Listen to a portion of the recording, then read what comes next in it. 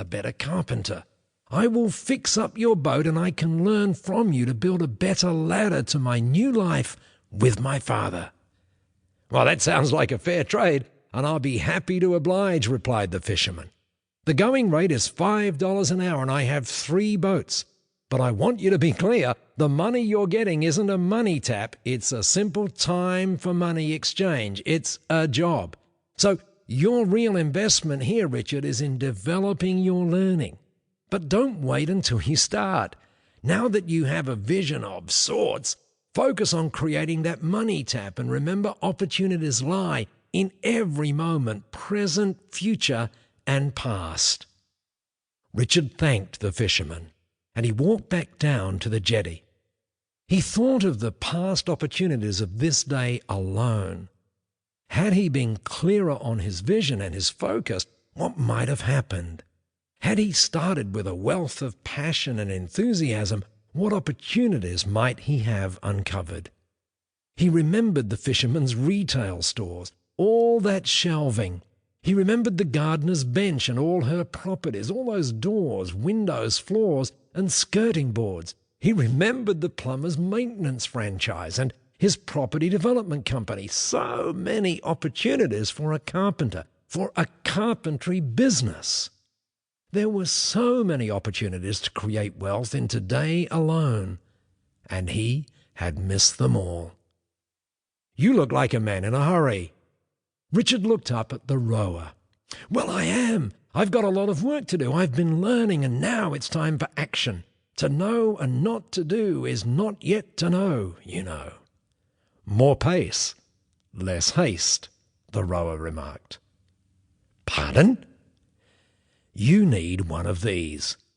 And the rower held up one of his oars.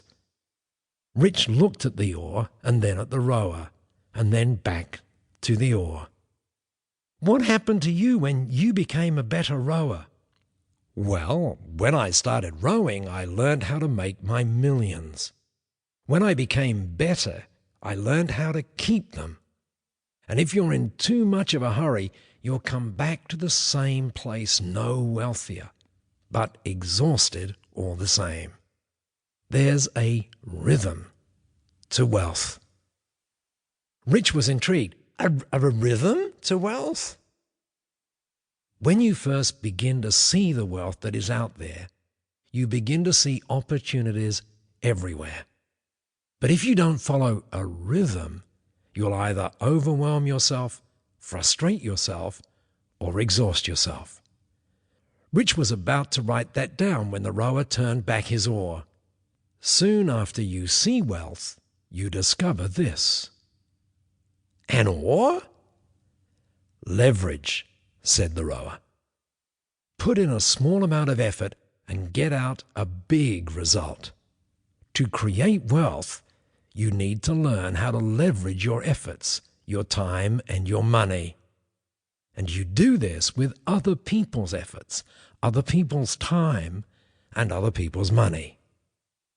Now, Rich could already see this at work with the plumber's franchise partnership, the gardener's land financing and networking, and even how he'd leveraged on the fisherman's knowledge to catch the fish. Rich could see how each of them couldn't have gotten the wealth they had without other people's efforts, time, and money. And it was then that he realized the true importance of the optometrist's advice on levels of communication. Each of them had inspired the people they met with their vision, and as a result, they created leverage. Rich wanted to leverage. The rower continued, "But the key to leverage, like this oar, is that it isn't worth much if you don't know how to use it.